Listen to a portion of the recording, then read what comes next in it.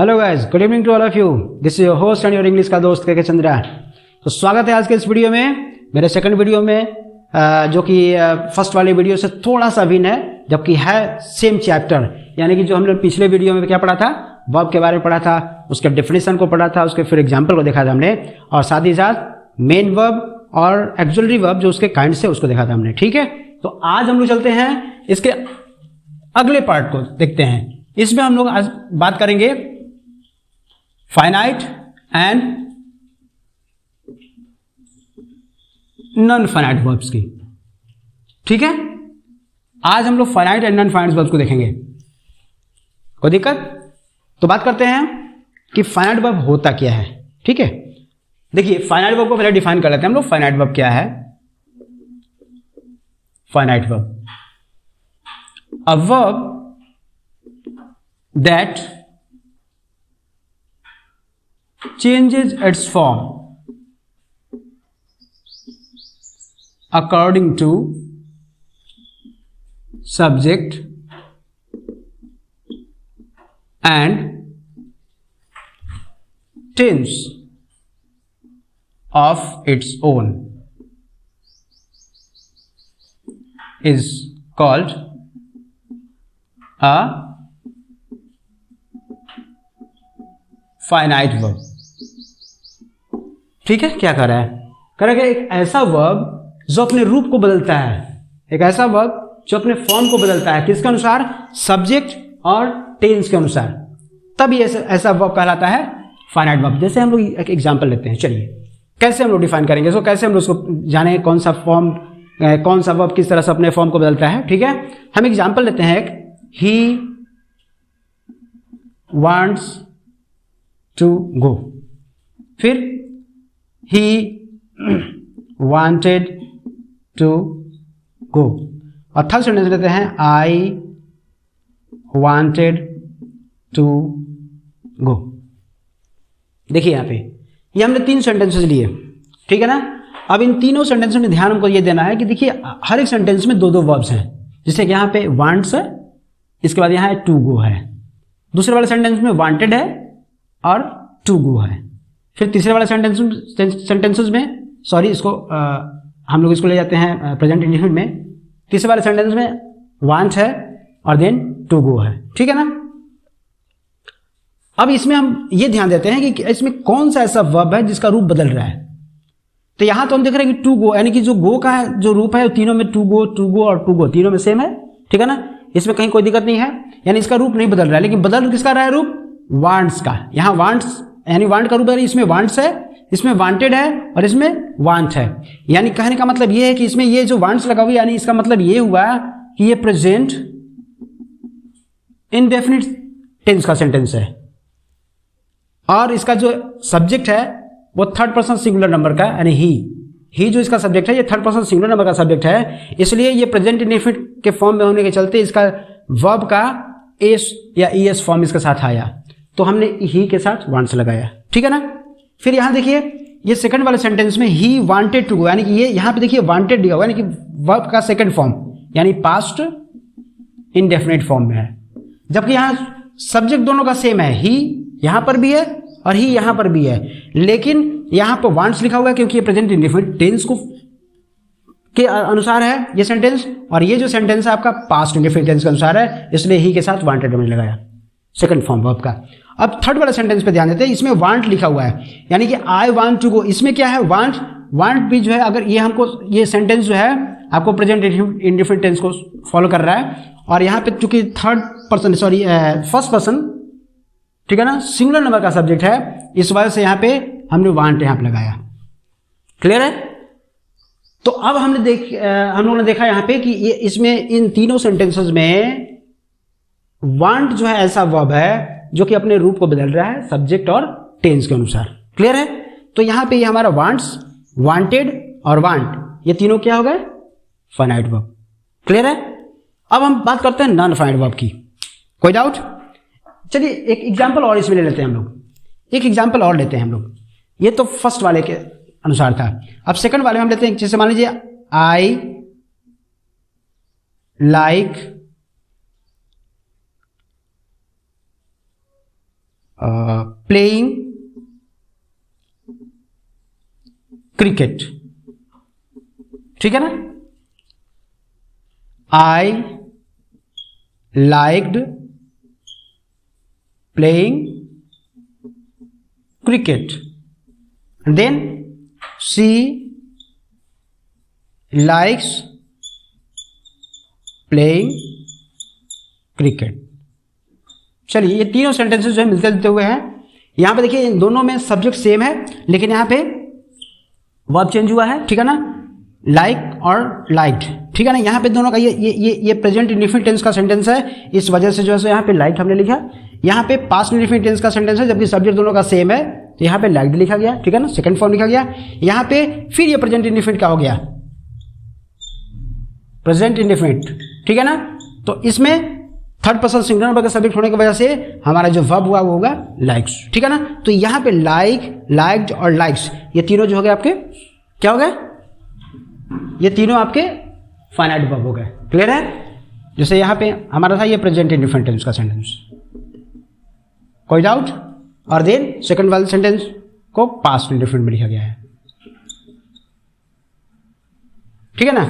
तो इस तरह से हमारा एग्जाम्पल के स्तर से जो है सो हम लोग का जो फाइनाइट वर्ब है ये क्लियर हुआ।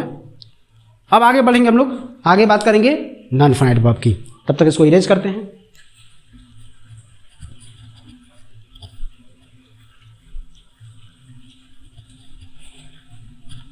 चलिए नॉन फाइनाइट वर्ब क्या है।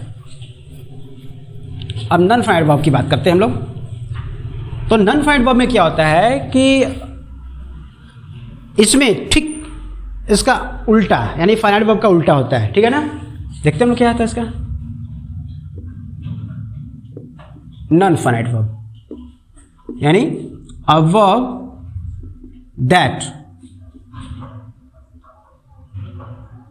Doesn't change its form according to subject and tense of its own is called a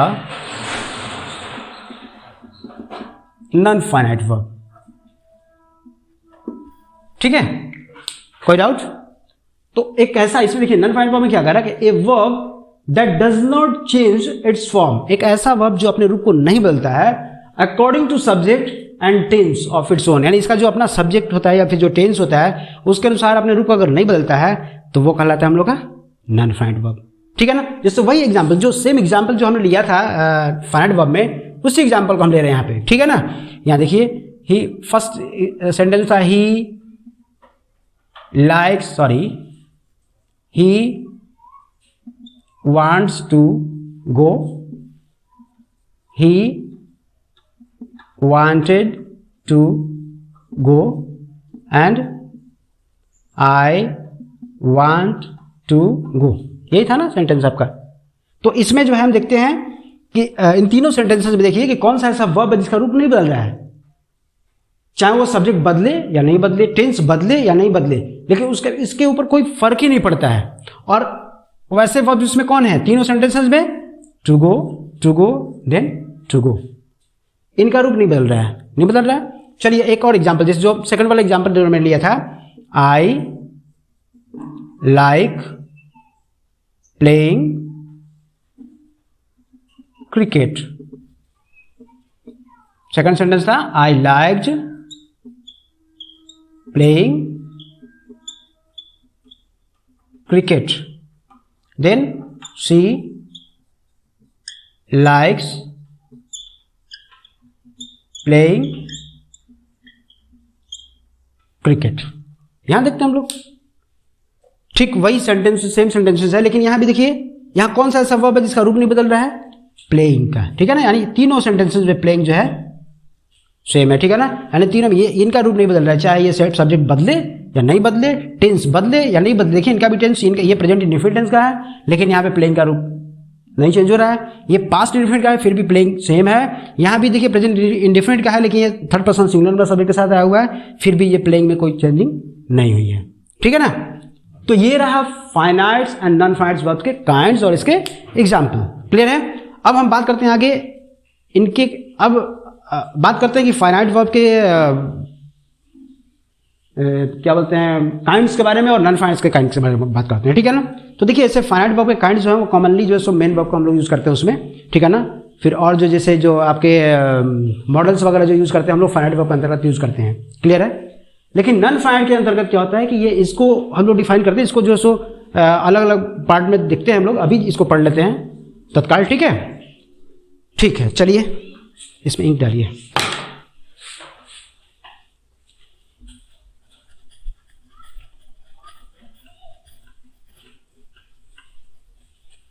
तो नॉन फाइनाइट वर्ब के हम लोग काइंड्स को देखते हैं अभी।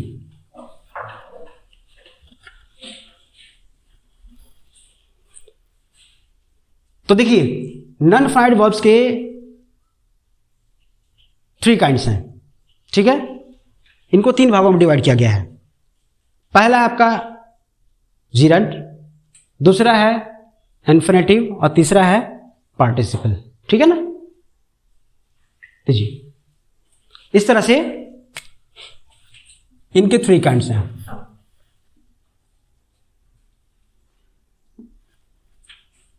नॉन फाइनाइट से 3 काइंड्स। फर्स्ट है gerund, second one is infinitive,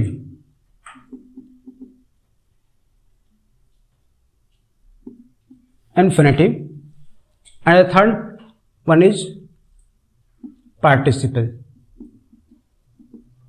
ठीक है ना। तो नॉन फाइनाइट से 3 काइंड्स हुए हमारे। पहला जीरंट, दूसरा इन्फिनेटिव और तीसरा है पार्टिसिपल। अब समझते हैं एक एक करके तीनों को समझते हैं हम लोग। जीरंट क्या है। देखिए जीरंट वर्ब का वह रूप है जिसमें अगर हम वर्ब में आईएनजी जोड़े और ये वर्ब की तरह कार्य न करे बल्कि नाउन की तरह कार्य करने लगे किसी सेंटेंस में। ठीक है। यानी वर्ब में आईएनजी का जोड़ना और ये नाउन के रूप में उसको परफॉर्म करना, ये कहलाता है जीरंट। क्लियर है। जैसे एग्जाम्पल हम लोग लेते हैं, कोई भी एग्जाम्पल है। जैसे मान लीजिए अगर यहाँ पे हम लोग एग्जाम्पल लेते हैं जैसे स्विमिंग।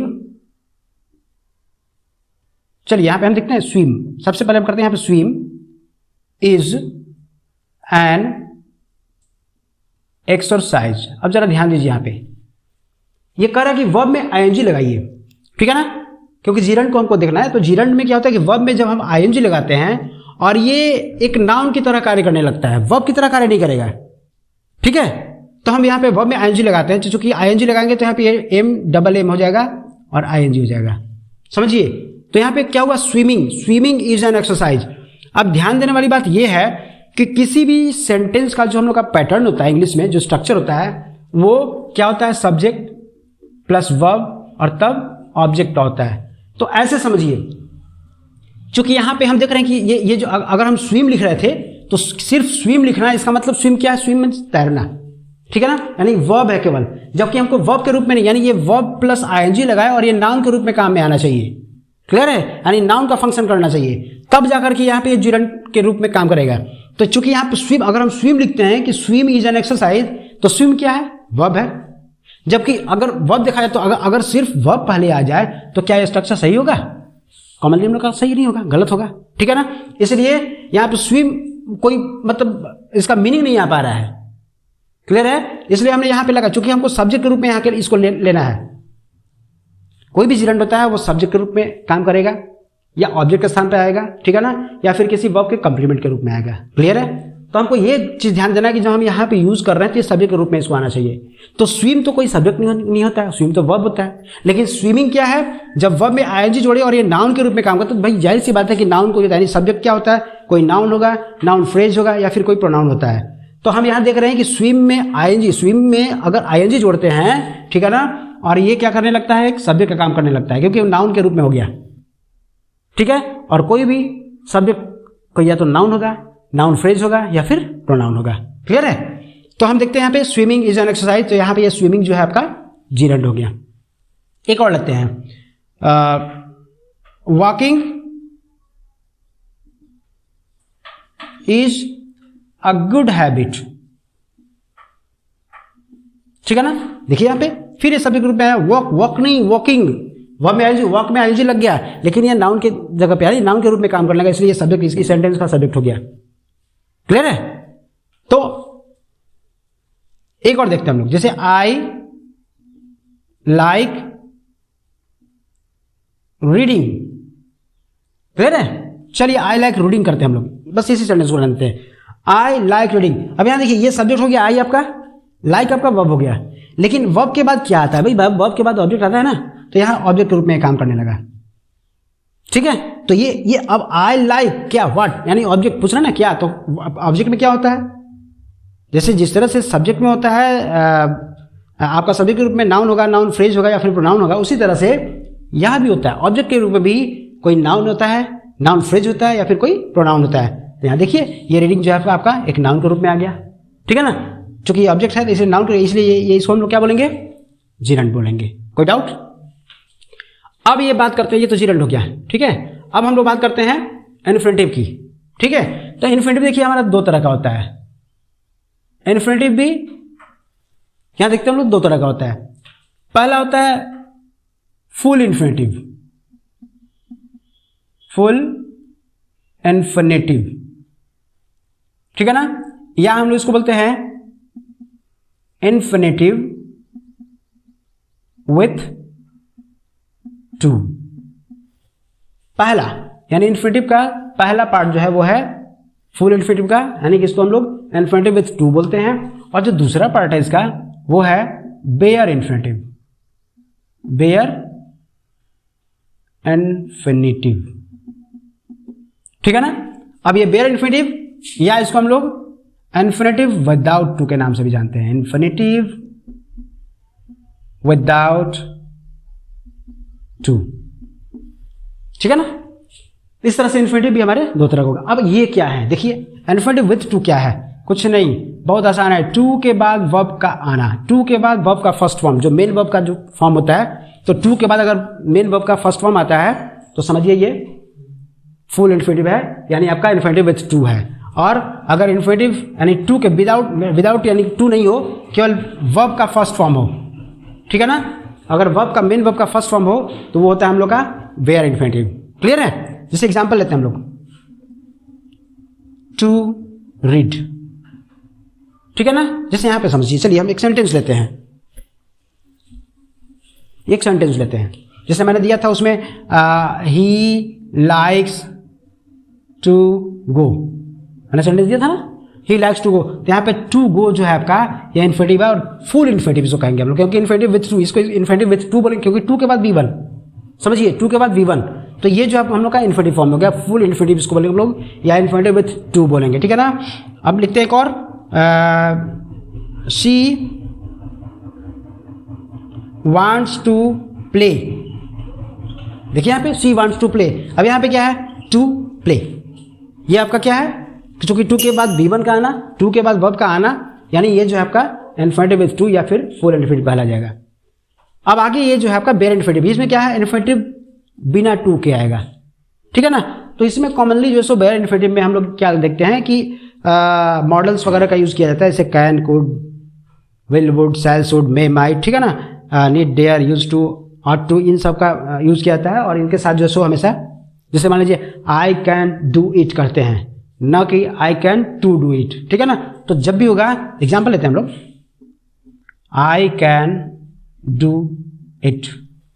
अब देखिए यहाँ पे कहाँ जो वर्ब है आपका मेन वर्ब यानी डू, ठीक है ना, इसके पहले टू नहीं लगा है। ठीक है, तो ये डू आपका बेयर इन्फिनिटिव कहलाएगा, इन्फिनिटिव मैंने बेयर इन्फिनिटिव या इन्फिनिटिव विदाउट टू। इस तरह से सी में कम इन, सपोज, यहां देखिए यहां भी टू नहीं है, तो कम आपका इन्फिनिटिव विदाउट टू हो गया। क्लियर है? अब बात करते हैं आगे पार्टिसिपल की। अब पार्टिसिपल काइंड्स को देखते हैं, तो इसके लिए हमें भाई स्पेस चाहिए, इसके लिए हम इसको इरेज करेंगे। ठीक है, तो इरेज करते हैं।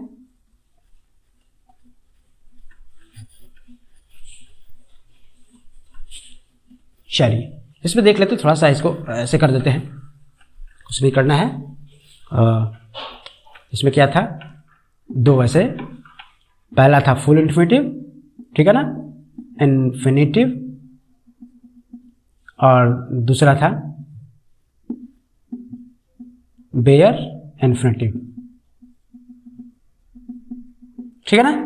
अब हम बात करते हैं पार्टिसिपल की। तो पार्टिसिपल में देखिए 3 तरह का होता है पार्टिसिपल। ये पार्टिसिपल के 3 काइंड्स हैं, समझिए, ठीक है ना। पहला होता है प्रेजेंट पार्टिसिपल, प्रेजेंट पार्टिसिपल, ठीक है। दूसरा है पास्ट पार्टिसिपल,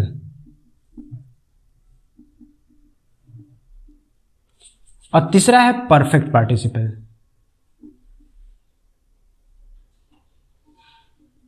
कोई दिक्कत, यानी इसको पहला, ये हो गया दूसरा, और ये हो गया तीसरा आपका, यानी ये पार्टिसिपल के 3 काइंड्स, ठीक है ना। अब प्रेजेंट पार्टिसिपल में क्या होता है, ध्यान दीजिए, प्रेजेंट पार्टिसिपल जो होता है, इसमें क्या होता है कि वर्ब में आईएनजी जोड़ा जाए। जो मेन वर्ब होता है उसमें हम आईएनजी जोड़ते हैं और ये वर्ब की ही तरह कार्य करता है। देखिए जीरन में क्या था, वर्ब में आईएनजी जोड़ते थे और ये नाउन की तरह काम करता था, ठीक है ना, नाउन के रूप में वो परफॉर्म करता था। जबकि यहां पे प्रेजेंट पार्टिसिपल में देखेंगे कि वर्ब में आईएनजी को जोड़ा जाएगा और ये वर्ब की ही तरह कार्य करेगा, ठीक है। तो जैसे मान लीजिए हम लोग लिखते हैं, एग्जाम्पल लेते हैं, एक एग्जाम्पल ले लेते हैं, I am reading a book, suppose I am reading a book, ठीक है ना। अब यहां पे रीड देखिए वर्ब में आईएनजी लगाया गया और ये वर्ब की तरह कार्य कर रहा है ना। तो यहां पे ये क्या है, प्रेजेंट पार्टिसिपल फॉर्म में है, क्लियर है। इस तरह से एक और ले लेते हैं हम लोग, शी इज डांसिंग, ठीक है ना। अब यहां पे देखिए एक्चुअली वर्ब मेन वर्ब में आईएनजी लगाना, यानी आईएनजी यानी वर्ब में आईएनजी लगा और ये वर्ब की तरह कार्य कर रहा है, ये बता रहा है, एक्शन को दिखा रहा है। तो ये क्या हो गया हम लोग का प्रेजेंट पार्टिसिपल, कोई डाउट, ठीक है ना। अब आते हैं पास्ट पार्टिसिपल में। पास्ट पार्टिसिपल में कुछ नहीं, वर्ब का 3rd फॉर्म होता है। अब पढ़ते हैं ना प्रेजेंट पास्ट पास्ट पार्टिसिपल, तो पास्ट पार्टिसिपल में वर्ब का 3rd फॉर्म होता है। कुछ भी अब यूज करते हैं हम लोग, तो जैसे अगर हम मान लीजिए राइट का अगर 3rd फॉर्म देखते हैं तो राइट, रोट और रिटेन होता है ना। 3rd फॉर्म में रिटेन, यानी कि रिटेन अगर कहीं भी आएगा किस सेंटेंस में तो हम लोग का होगा पास्ट पार्टिसिपल फॉर्म, ठीक है। इसके बाद गो वेंट गॉन, ठीक है ना, डू डिड डन, कोई दिक्कत, प्ले प्लेड प्लेड, चलिए प्लेड भी हो गया, ठीक है ना। तो ये जो है हम लोग का पास्ट पार्टिसिपल फॉर्म में आएगा। अब परफेक्ट पार्टिसिपल में क्या होता है कि परफेक्ट पार्टिसिपल को पहचानने के लिए क्या करते हैं, इसमें हम लोग करते हैं हैविंग प्लस वर्ब का 3rd form, having plus V3, ठीक है। तो हैविंग प्लस V3, इसमें भी एग्जांपल लेते हैं हम लोग, हैविंग रिटेन, ठीक है, हैविंग रिटेन, हैविंग गॉन, यानी वर्ब का जो 3rd फॉर्म हो वो हैविंग को लेकर के आता है, हैविंग प्लस V3, तब ये कहलाता है परफेक्ट पार्टिसिपल। हैविंग डन, ठीक है, हैविंग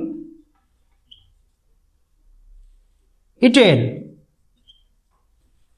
तो इस तरह से जो है आपके ये जो है आपके क्या है पार्टिसिपल के ये 3 kinds, present participle, past participle और परफेक्ट पार्टिसिपल। प्रेजेंट पार्टिसिपल में आपका वर्ब का आईएनजी, अगर वर्ब में आईएनजी जोड़ते हैं हम लोग और वो वर्ब की तरह कार्य करे तो ये प्रेजेंट पार्टिसिपल फॉर्म हुआ। पास्ट पार्टिसिपल होता है वर्ब का 3rd फॉर्म और perfect participle having plus verb का 3rd फॉर्म। आपका एग्जाम्पल सामने है, ठीक है ना। तो ये रहा हम लोग का फाइनाइट और नॉन फाइनाइट आज। तो thanks for watching my video. अच्छा लगा इस फाइनाइट और नॉन फाइनाइट को बताने में, ठीक है हमें। और आगे जो भी इसका और अभी बहुत सारा इसमें आइटम है, बहुत सारी चीज़ें इसमें पढ़ने के लिए, तो इन सारी चीज़ों को आगे हम अपलोड वीडियो में फिर अपलोड किया जाएगा, ठीक है। तो तब तक के लिए दोस्तों धन्यवाद। Please like, comment and share my video and do subscribe my channel. Thank you.